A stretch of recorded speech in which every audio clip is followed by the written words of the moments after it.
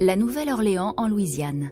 C'est ici que le long fleuve Mississippi se jette dans les eaux saumâtres du golfe du Mexique et que les navires commencent leur voyage vers les ports de marchandises. L'Intracoastal Waterway est un réseau de canaux d'apparence paisible. Mais il faut se méfier de l'eau qui dort. Un homme qui naviguait sur un canal a appelé les secours.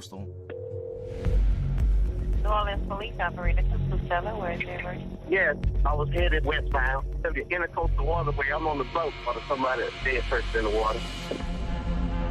They floating face down. Are you gonna be there? Yes, I'm standing up looking at it here.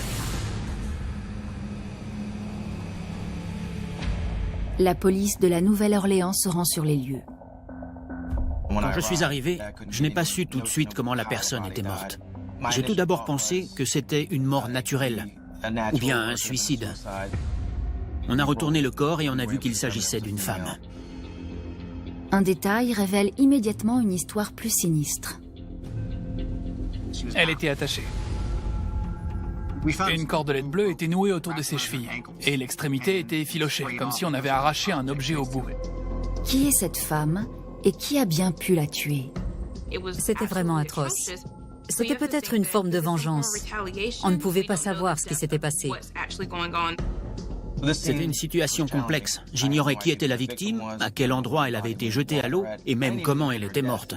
Mais je savais qu'il s'agissait d'un homicide. La police n'a que très peu d'indices, mais la nouvelle de cet inconnu repêché dans le canal se répand dans toute la région. Même dans une ville comme la Nouvelle-Orléans où les meurtres sont fréquents, celui-ci était plus cruel que les autres. À une centaine de kilomètres au nord-ouest de la Nouvelle-Orléans se trouve la petite ville de Saint-Gabriel. C'est ici qu'habite la jeune Brittany Martin. Brittany Martin était très sociable. Elle était bonne élève au lycée. Et après le bac, elle voulait faire des études supérieures. Mais quand elle s'est inscrite à l'université de Delgado, elle était déjà enceinte. Le bébé est venu chambouler ses plans. Le père de l'enfant n'étant plus dans les parages, Brittany endosse le rôle de mère célibataire et travaille d'arrache-pied. Mais elle aspire à une situation plus stable. À 21 ans, elle a commencé à travailler comme gardienne de prison.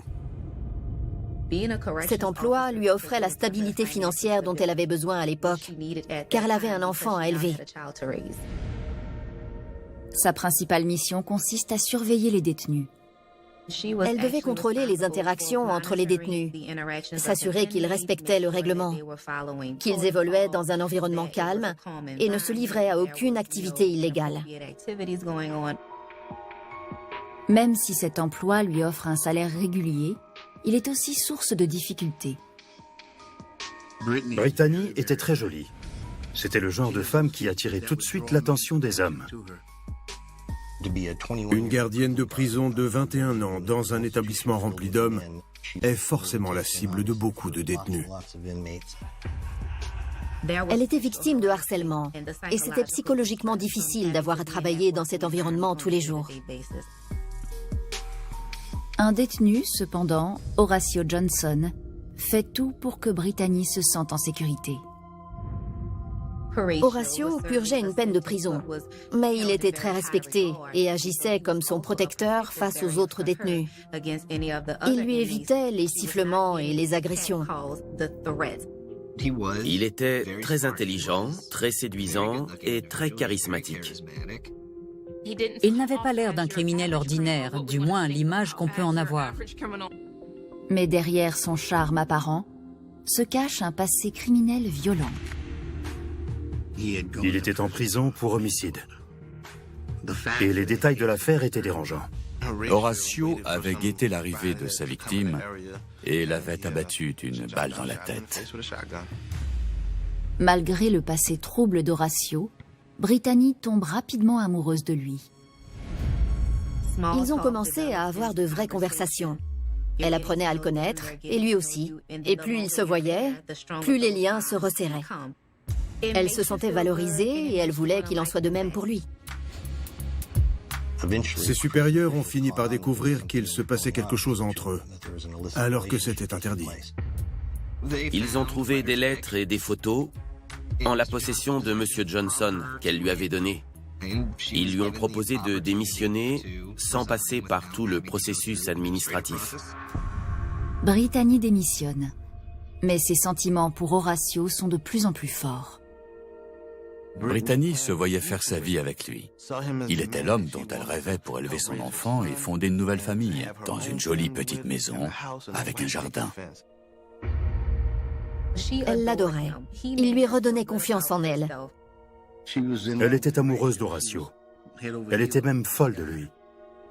Quand Horatio obtient sa libération conditionnelle 4 mois plus tard, Brittany vient l'attendre à sa sortie de prison.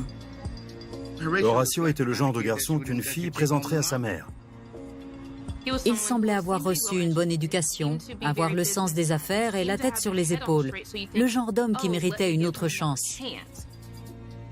Brittany était une très jeune femme. Et elle était folle amoureuse d'Horatio Johnson. Quand elle a commencé à fréquenter Horatio, elle s'est éloignée de sa famille et menait une double vie. Elle avait sa vie avec Horatio et sa vie avec sa famille, qui n'accueillait pas son petit ami à bras ouverts car elle pensait qu'il n'était pas bon pour elle. Pour cette raison, elle s'est rapprochée de lui et s'est éloignée de plus en plus de sa famille dont elle était proche avant de le rencontrer.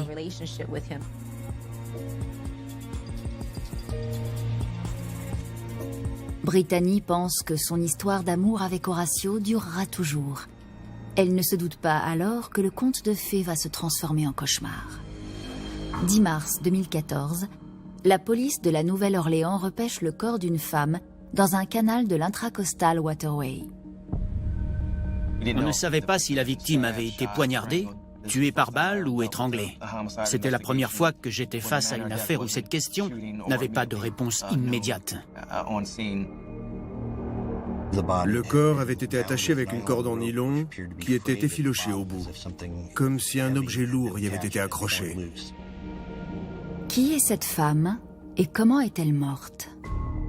En examinant le corps, les inspecteurs découvrent une première piste. Elle révélera jusqu'où Brittany Martin était prête à aller pour prouver son amour à Horatio Johnson. En examinant le corps, nous avons remarqué un tatouage dans le bas du dos. Au moins, je savais quelle direction prendre.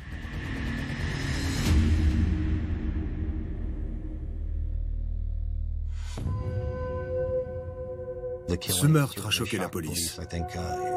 Même les enquêteurs chevronnés, qui avaient déjà vu des scènes de crimes en tout genre, étaient tout aussi surpris et choqués que les médias et l'opinion publique. Cette affaire forçait à réfléchir au degré de violence dont certains individus sont capables. On commence à penser à la personne plutôt qu'au cadavre. Et ça nous affecte. Ça finit par être très pesant. Ça arrive. C'est parfois dur de ne pas voir qu'il s'agit avant tout d'un être humain et de ne pas penser à la vie qu'a eue cette personne. On fait la connaissance de la famille, on en apprend plus sur la victime, et c'est dur. Ça nous fait réfléchir à notre famille, notre mortalité. Surtout ici, à la Nouvelle-Orléans. La police a affaire à un nombre d'homicides plus élevé que dans la plupart des villes de cette taille. On travaille tout le temps. On est cerné par la mort. Et les horreurs qu'on voit finissent par avoir un impact sur nous. Il faut faire attention à ça. C'est un travail, il faut se concentrer sur l'aspect technique. C'est un corps humain, mais il faut vraiment se concentrer sur l'aspect technique de l'enquête. On a retourné le corps pour chercher des signes particuliers ou des preuves. On a remarqué un tatouage qui contenait le nom de Ken. Les inspecteurs soupçonnent que la victime est liée à la disparition d'un couple 3 semaines auparavant. Kenneth et Lakissa Joseph étaient mariés sans enfants. Ils habitaient dans une banlieue de la Nouvelle-Orléans. Ils étaient portés disparus depuis le 19 février 2014. J'ai tout de suite contacté l'inspecteur chargé de l'enquête. Il a confirmé que Lakissa Joseph, la femme du couple disparu, s'était fait tatouer Ken Ken dans le bas du dos. Peu après l'identification de la victime, le médecin légiste est en mesure d'établir la cause de la mort. Le légiste n'a trouvé aucune trace de strangulation, de plaie par balle ou à l'arme blanche. Il s'agissait d'un homicide par noyade. Le même jour, les enquêteurs annoncent la terrible nouvelle à la famille de Lakissa. J'ai appris que Lakissa avait servi dans l'armée, mais était partie car elle avait peur de l'eau et ne savait pas nager. Un détail qui rend sa mort d'autant plus cruelle. L'eau pénètre par le nez jusque dans les poumons. C'est une véritable torture. Personne ne devrait mourir ainsi. Les parents de la victime ne comprennent pas qu'on aurait pu vouloir du mal à leur fille adorée. Kenneth et Lakissa étaient proches de leur famille. Ils n'ont jamais mentionné de problème de couple ou de désaccord. Le couple était même inséparable. Alors, où est Kenneth? Des membres de la famille avaient signalé la disparition des Joseph, car ils avaient emprunté un monospace et ils ne l'avaient pas rapporté comme prévu. Ça ne leur ressemblait pas. Après avoir téléphoné à leur domicile une douzaine de fois, ils se sont rendus chez Kenneth et Lakissa. Quand ils sont arrivés, ils ont trouvé la maison saccagée et sans dessus-dessous, mais sans trace d'effraction. Des affaires avaient été sorties des placards et jetées par terre. Mais les objets de valeur étaient toujours là. Il y avait un ordinateur, une télé. Pour les parents de Lakissa, c'était comme si quelqu'un cherchait quelque chose. Kenneth avait des antécédents criminels. Trafic de drogue, entre autres. D'après les rumeurs, c'était peut-être une histoire de drogue ou d'argent. Mais les enquêteurs ont besoin de plus que des rumeurs. Ils s'intéressent au monospace emprunté par le couple. Le véhicule a été retrouvé à Atlanta, sur le parking d'un motel. La police d'Atlanta l'a fouillé pour chercher des traces de sang ou des traces d'ADN. Le monospace avait été nettoyé avant d'être retrouvé. Mais la police a remarqué ce qui ressemblait à une importante tache de sang à l'arrière. Les analyses ont révélé que c'était un mélange du sang de Kenneth et de Lakissa. Ça voulait dire qu'ils avaient été transportés dans ce véhicule alors qu'ils étaient blessés. Tout porte à croire que Kenneth Joseph a été tué. Après avoir retrouvé le véhicule, la police s'est procuré la vidéosurveillance du motel. Sur la vidéo, on voit le monospace arriver sur le parking et un homme se rendre à la réception de l'hôtel. Les enquêteurs regardent qui a pris une chambre d'hôtel juste après l'arrivée du véhicule sur le parking. Et ils trouvent un nom. Frank Mike Jr. était le nom du conducteur du véhicule. Ils lancent immédiatement une recherche dans leur fichier. Frank Mike avait été arrêté à plusieurs reprises. Il était en liberté conditionnelle pour trafic de drogue. On a découvert qu'il habitait dans l'est de la Nouvelle-Orléans. Mais avant que les inspecteurs ne puissent interroger Frank Mike Jr., un autre cadavre est repêché dans l'Intracoastal Waterway. It's a male, it's face down, from the chest to the head, it's floating and the rest of the body is down, and it seems to have been in the water a mighty long time, so it might be the man that they've been looking for. J'ai pu examiner le corps. La corpulence, la taille et le poids semblaient correspondre à Kenneth, donc j'étais assez confiant. La police confirme que le second cadavre est bien celui de Kenneth Joseph. Le corps de Kenneth était aussi ficelé avec la même cordelette bleue en nylon. Mais ce n'est que le début de l'énigme. Ce que les inspecteurs découvrent accroché à la corde révèle la véritable nature du crime. Il paraissait évident que tout avait été mis en œuvre pour que les corps ne soient pas retrouvés. La police ne va pas tarder à faire une autre découverte tout aussi stupéfiante. L'identité de l'assassin et la jeune mère dévouée au centre de toute cette affaire. Vue de l'extérieur, elle n'a rien d'une criminelle. Mais les apparences sont parfois trompeuses. Brittany Martin, 25 ans, a rencontré l'homme de ses rêves alors qu'elle était gardienne de prison. Horatio Johnson vient d'être libéré sur parole. Brittany était follement amoureuse d'Horatio Johnson. Mais la véritable nature de leur histoire d'amour est sur le point d'être dévoilée. Tout comme ce que Brittany est prête à faire pour prouver son amour à Horatio. Tout commence quand la police repêche le corps mutilé de Kenneth Joseph. Dans le même canal où sa femme, Lakissa, a été retrouvée 12 jours plus tôt. Cette affaire se démarquait des autres en raison de la façon très violente dont ils avaient été tués, du mystère autour de ce qui leur était arrivé. Qui avait pu leur faire ça et pourquoi procéder ainsi? En examinant le corps, la police comprend pourquoi Kenneth n'a pas été retrouvé plus tôt. Ses pieds étaient attachés par une cordelette bleue, comme Lakissa, même style, même couleur, même matière, mais son corps était lesté par un poids de 15 kilos. Nous étions presque sûrs que Lakissa en avait un également, mais qu'il avait été arraché par le courant. Les corps avaient été lestés pour qu'ils ne soient pas découverts par la police. C'est évident. Pour la police, c'était un règlement de compte personnel. Les deux victimes étaient encore en vie quand elles avaient été jetées à l'eau. Une fois le corps de Kenneth Joseph identifié, les inspecteurs tournent leur attention vers Frank Mike Jr., l'homme qui apparaît sur la vidéosurveillance de l'hôtel comme étant le conducteur du monospace conduit par le couple. J'ai rencontré Frank Mike. Il était venu de son propre chef et avait accepté de me parler.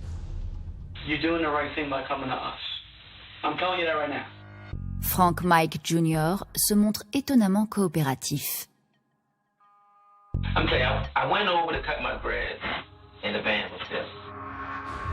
Il m'a dit qu'il avait remarqué un monospace garé dans le jardin derrière. Il ne savait pas à qui il appartenait, il trouvait ça bizarre. Mais il a tout de suite appelé son neveu Stephen Bradley.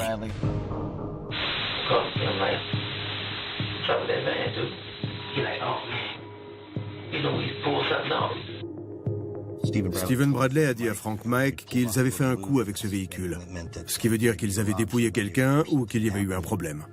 Mike savait que son neveu était impliqué dans des vols à main armée. Donc il n'a pas posé plus de questions. Stephen a dit qu'ils avaient dû se débarrasser du véhicule hors de la ville. Frank a demandé s'il pouvait se servir du véhicule pour un petit voyage à Atlanta. Et Bradley a accepté.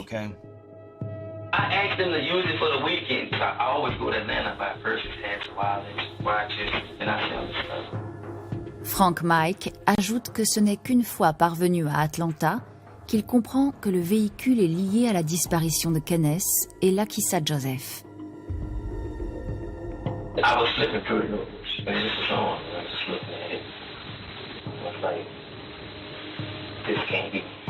Frank Mike explique qu'il a alors décidé de se débarrasser du véhicule.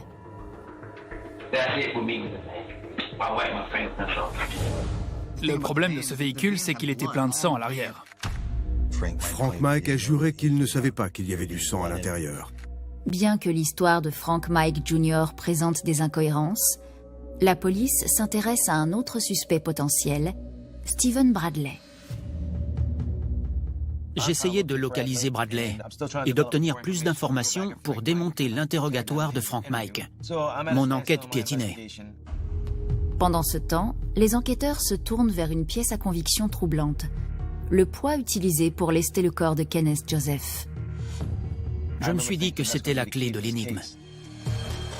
La police a pu remonter la piste en trouvant où ce genre de poids était vendu. J'ai constaté que le poids était relativement neuf et sans doute acheté peu de temps avant les meurtres. Donc on a fait le tour des vendeurs de la ville. Les inspecteurs commencent à contacter les magasins de la Nouvelle-Orléans vendant ce genre d'articles. Ils trouvent ce qu'ils cherchent. Le gérant du magasin a rentré le numéro de série et a trouvé une vente faite un soir peu après minuit. 2 poids, des gants, de la corde bleue. Mon cœur s'est arrêté, c'était ça. C'était la transaction. Je lui ai demandé, vous avez la vidéo? Le gérant du magasin envoie les images de la vidéosurveillance. On y a vu un couple, un homme et une femme, à la caisse libre-service du magasin, en train d'acheter tous les articles. Ils ont acheté 2 poids de 15 kilos, 3 paires de gants, 2 paires de chaussures pour hommes, 2 sweatshirts pour hommes et du détergent. On a appelé ça le kit du meurtrier. Les enquêteurs n'en croient pas leurs yeux. Mais leur surprise est encore plus grande quand ils découvrent à qui appartient la carte de crédit. Ils ont retrouvé la trace de l'achat, fait avec une carte au nom de Brittany Martin. Brittany Martin est-elle impliquée dans le meurtre de Kenneth et Lakissa Joseph, ou sa carte a-t-elle été volée? Quand les enquêteurs comparent sa photo aux images de la vidéosurveillance, la réponse ne fait aucun doute.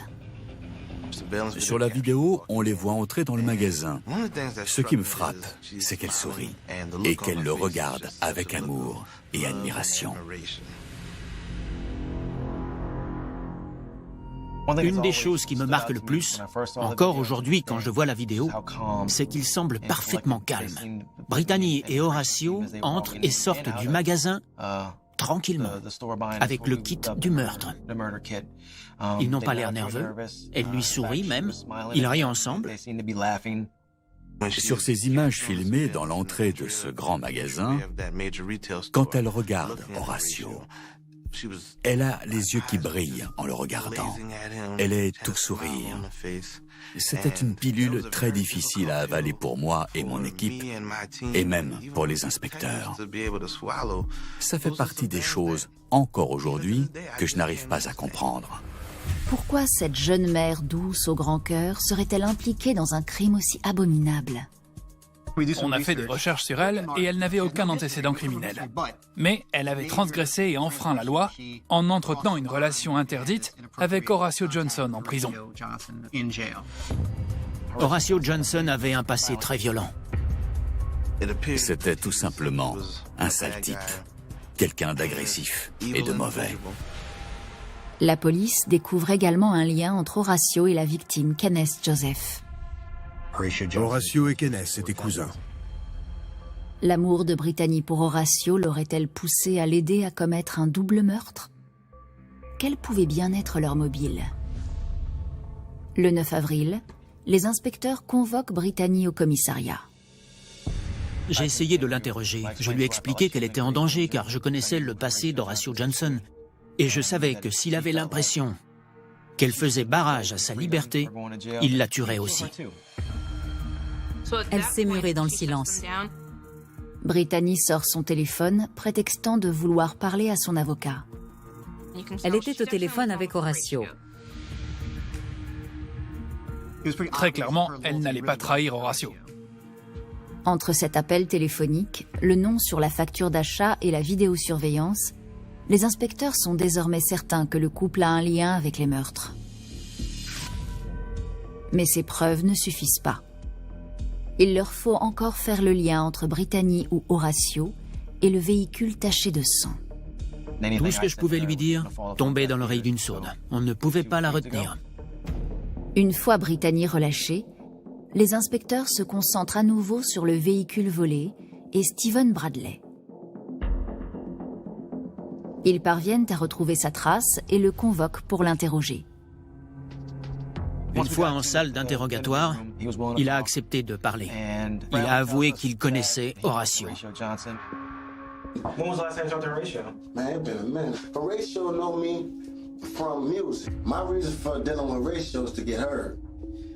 Steven Bradley était un rappeur qui essayait de percer et Horatio était son agent.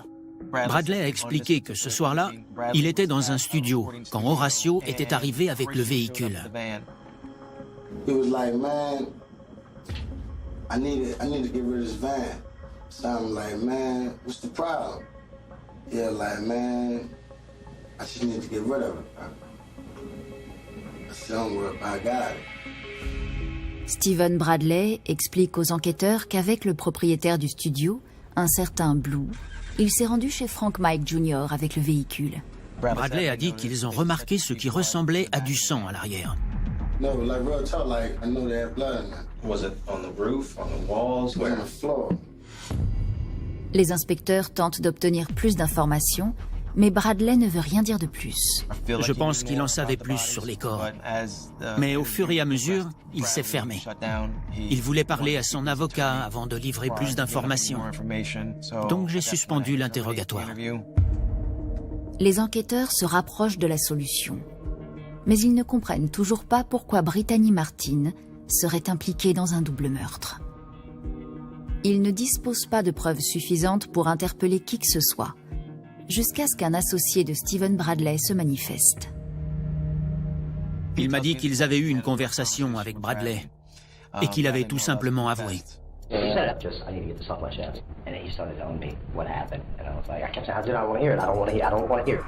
D'après le témoin, Stephen Bradley se trouvait au studio avec Blue quand Kenneth Joseph est arrivé en compagnie de son cousin Horatio. Il a dit qu'Horatio avait frappé Kenneth avec une chaise. Puis il aurait appuyé la chaise sur sa gorge. Il serait monté sur la chaise et aurait sauté sur le corps de Kenneth.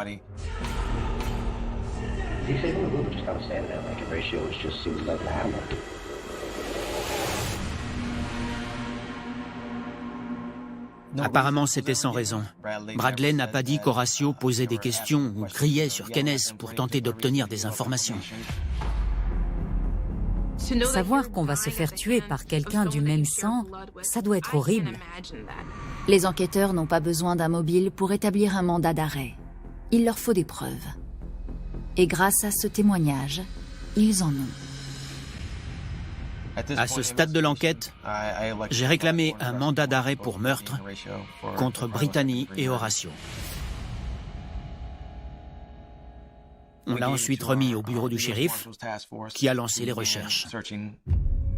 D'après les témoignages, la facture d'achat et la vidéosurveillance, les inspecteurs sont convaincus que Brittany Martin et son petit ami Horatio Johnson sont coupables du meurtre de Kenneth et Lakissa Joseph. Sur la vidéo prise par la caméra du magasin, on voit Horatio Johnson saisir les poids avec la manche de son pull. Il faisait très attention de ne pas laisser d'empreintes, déjà pendant l'achat, ce qui semblait très louche. Le reçu de carte de crédit avait été signé par Brittany. Elle entre dans le magasin comme si de rien n'était. Elle a l'air d'être la femme la plus heureuse du monde. Je présume qu'elle avait des sentiments partagés pour Horatio. Une part d'elle avait peur de lui, mais une autre part était amoureuse de lui. Elle était prête à tout pour lui. Il la rendait heureuse. Le 6 mai 2014, 2 mois après le double meurtre des Joseph, la police obtient un mandat d'arrêt pour Brittany et Horatio. Une fois les mandats d'arrêt signés, Horatio et Brittany se sont livrés à la police. Pourtant, même après s'être livrés, ils refusent de parler aux enquêteurs. Horatio, please don't make this more difficult than what it needs to be. Horatio, don't try to force it. Les inspecteurs permettent au couple de contacter leur avocat, mais pas avant d'avoir confisqué leur téléphone portable. Avoir accès au message de quelqu'un permet d'en savoir plus sur ce qu'il pense. Quand j'ai vu que des mois après les meurtres, elle envoyait des messages d'amour à Horatio, j'ai compris qu'elle nous poserait problème. Tout le monde pense que la femme est la première à craquer, mais pas Brittany. Face au refus de Brittany de dénoncer son petit ami, les inspecteurs décident de fouiller le studio où Kenneth Joseph aurait été agressé. Quand on est arrivé, tout le studio avait été rénové. Tout avait été nettoyé. Ça ne pouvait pas être une coïncidence. On n'a rien trouvé susceptible de corroborer ce qui s'était soi-disant passé.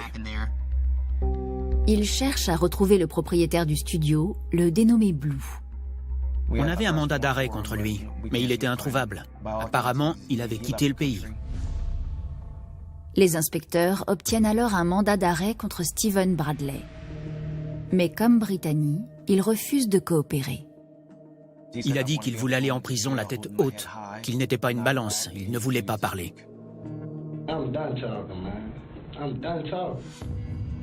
La police arrête alors Frank Mike Jr. qui adopte la même attitude. Personne ne parlait à la police. Personne. Ni Brittany, ni Frank, ni Stephen Bradley, ni Horatio Johnson. On savait que c'était une affaire très difficile. Pour recoller les pièces du puzzle et réussir à prouver leur culpabilité sans l'ombre d'un doute, il nous fallait quelqu'un de l'intérieur. C'est alors que les inspecteurs élaborent un plan dans l'espoir de retourner Brittany contre Horatio. Le plan implique l'oncle d'Horatio qui vit au Texas. Le jeune couple lui a rendu visite peu de temps après la libération d'Horatio. Horatio lui a présenté Brittany en disant qu'il l'aimait et voulait l'épouser. Dès qu'elle a eu le dos tourné, Horatio a dit à son oncle qu'il ne l'aimait pas, qu'elle était stupide et naïve, qu'il se servait d'elle et ne l'épouserait jamais. L'accusation fournit une copie de la déposition de l'oncle à l'avocat de Brittany. À ce stade, elle était en examen, elle ne voyait plus son fils ni sa mère et pourtant elle continuait de soutenir Horatio. J'ai demandé à Brittany s'ils étaient censés se marier. Elle m'a répondu oui. Dès que tout sera fini, ils se marieraient. Ils en avaient déjà parlé. Ils iraient vivre à Houston. L'avocat de Brittany lui montre alors la déposition de l'oncle d'Horatio.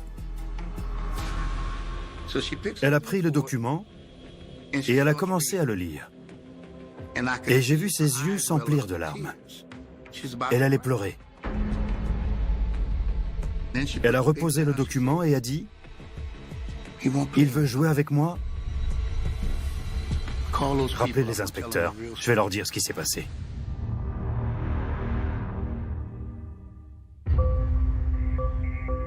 Brittany était charmante et intelligente, mais je ne crois pas qu'elle voulait admettre qu'elle avait été assez faible pour tomber dans son piège. Ce serait très dur à accepter pour n'importe qui, d'avoir été si vulnérable à un moment de sa vie qu'on était prête à tout sacrifier et à cacher que 2 personnes avaient été tuées. À sa place, je n'aurais pas pu être en paix avec cette idée. Elle m'a livré toutes les pièces du puzzle. C'est ce qu'elle m'a livré, toutes les pièces manquantes. On a reconstitué la chronologie des événements. On a sorti tous les reçus de cartes de crédit. Et on a mis tout bout à bout, et tout s'est emboîté. À ce moment-là, c'est la femme bafouée qui a parlé. Quand elle m'a dit qu'elle allait tout raconter à la police, j'ai su que c'était gagné. Une fois qu'on aurait toutes ces informations, je devrais obtenir une conciliation. Je devrais négocier avec le procureur. J'ai demandé à Brittany de remplir les blancs dans le scénario. Je lui ai fait signer sa déposition et j'ai dit au procureur que je voulais négocier. Je lui ai tout livré sur un plateau. Comme je le prévoyais, j'ai reçu un coup de téléphone. Ils étaient prêts à parler. Nous l'avons monté contre l'amour de sa vie. L'enfer ne connaît pas de pire furie qu'une femme délaissée. Brittany dévoile enfin les événements qui ont conduit au meurtre de Kenneth et Lakissa Joseph. Brittany a reçu un coup de fil d'Horatio, lui demandant de venir la rejoindre au studio.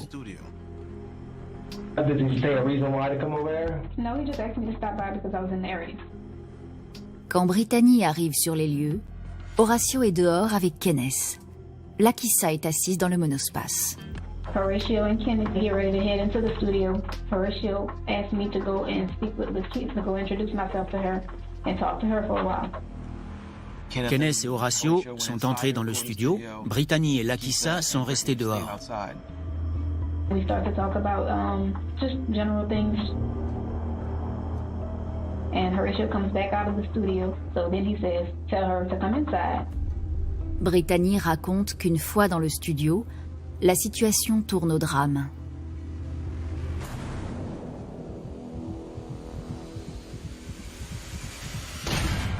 Brittany a vu Horatio se jeter sur la femme de son cousin et l'étrangler par derrière. He was choking her and I started to kind of scream. Then I got out of the studio.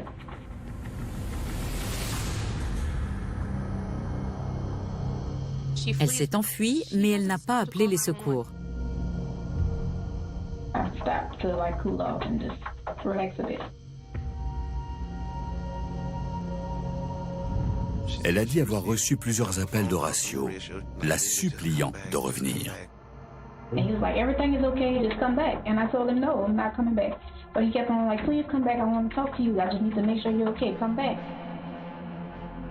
Horatio lui a dit tout ce qu'elle avait besoin d'entendre pour être rassurée. Il l'a embobinée et a réussi à la convaincre. I pulled up and he asked me if I'm okay. Horacio lui dit alors qu'il l'aime et que si elle l'aime aussi, elle doit l'aider. Prête à tout pour lui prouver son amour, Brittany s'exécute. Ils sont allés dans un grand magasin. Ils ont été filmés par les caméras. On voit, quand ils entrent dans le magasin, qu'elle le regarde droit dans les yeux. Elle n'est pas simplement là avec lui, elle le regarde avec amour. Ils ont acheté ce que la police a surnommé le kit de meurtre. Les 2 poids, la corde bleue en nylon et les gants qui ont servi pour les meurtres. Brittany déclare qu'ils sont ensuite retournés au studio d'enregistrement. Brittany attend dans sa voiture pendant qu'Horacio pénètre dans le bâtiment. He stays in there a while, but every now and then he'll come outside and look at the door to make sure I was still outside park waiting, because he told me to sit right here, don't leave. Elle a vu Horacio, Stephen Bradley et Blue porter quelque chose d'encombrant jusqu'au monospace. Ensuite, ils sont retournés à l'intérieur avant de ressortir avec un autre objet encombrant qu'ils ont aussi mis dans le véhicule. From your vantage point, could you tell me what those items were? I couldn't see, but I know it was definitely heavy. Les inspecteurs pensent que ces objets étaient les Joseph, alors inconscients. Ils ont sorti les corps du studio et quand les autres ont dit à Horacio de monter dans le véhicule, il a dit qu'il n'était pas assez bête pour ça. D'après Brittany, Stephen Bradley et Blue s'éloignent alors avec le monospace. Horacio monte à côté d'elle et lui dit de les suivre. Brittany a dit qu'elle avait suivi le véhicule de Métairie jusqu'à la Nouvelle-Orléans, puis vers Chalmette. Quand ils sont arrivés sur le pont, Horacio lui a dit d'arrêter la voiture. And he got out of the car, went to the edge of the bridge, up over the bridge. He stood there for a while. D'après les aveux de Brittany, les procureurs pensent que Stephen Bradley et Blue auraient alors jeté les corps dans l'eau pendant qu'Horacio les surveillait de loin. Il était là mais en observateur. Horacio a fait en sorte de ne pas trop s'impliquer et de laisser les autres faire le sale travail. Des médecins ont déclaré qu'ils étaient morts noyés. Passer ces derniers instants éveillés, ligotés sous l'eau, à côté de la personne qu'on aime, sans rien pouvoir faire, ça doit vraiment être une mort atroce. C'est absolument terrifiant.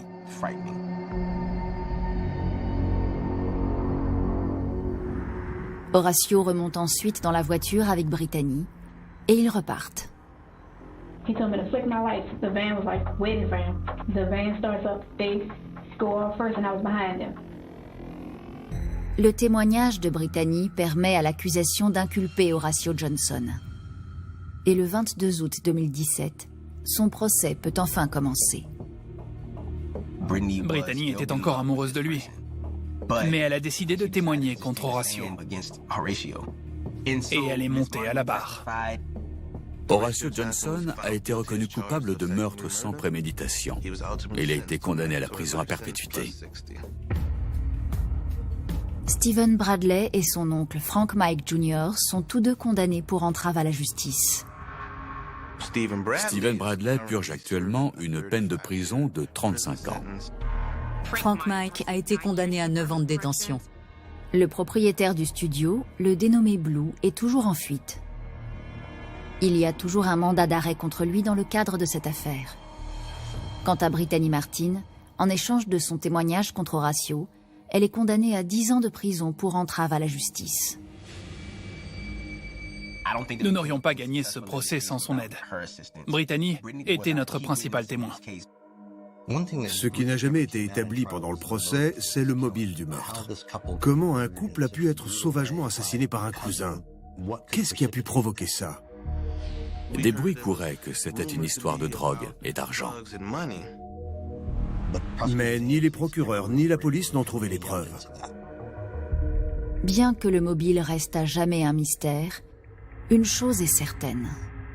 L'amour aveugle de Brittany Martin pour Horacio Johnson a coûté la vie à Kenneth et Lakissa Joseph.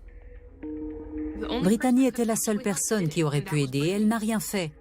Comment peut-on regarder l'homme qu'on aime faire ça à quelqu'un? Comment? Elle n'est pas intervenue. Elle aurait pu appeler les secours. Et peut-être que ce couple serait encore en vie. Mais elle n'a rien fait. Elle était totalement ensorcelée. Elle était amoureuse d'Horacio. Il avait une emprise sur elle, et c'est ce qui a fait qu'elle s'est tue pendant si longtemps. Même si sa vie basculait ce soir-là, il a suffi qu'il la regarde dans les yeux et lui dise que tout irait bien pour qu'elle le croie sur parole. C'est seulement quand on a réussi à lui prouver qu'il n'était pas aussi loyal envers elle et ne la respectait pas comme elle le respectait, que Brittany a enfin décidé de sauver sa peau. Plusieurs lettres ont été présentées au procès qu'elle lui avait écrites quand ils étaient tous les deux incarcérés. Elle disait qu'elle l'aimait toujours et qu'elle avait hâte qu'il soit libre pour pouvoir se marier. Mais quand elle a découvert ce qu'il pensait d'elle, que ce n'était pas le conte de fées qu'elle s'était forgé dans sa tête, alors à ce moment-là, elle a fait preuve d'une grande motivation pour coopérer avec les autorités.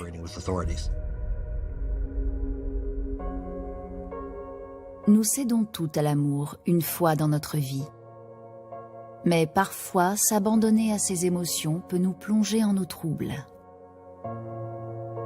Comme un tourbillon, l'amour resserre son emprise. Et plus l'on se débat, plus l'on est aspiré vers le fond. Personne n'est là pour se jeter à l'eau et nous sauver. Surtout pas l'homme qu'on aime.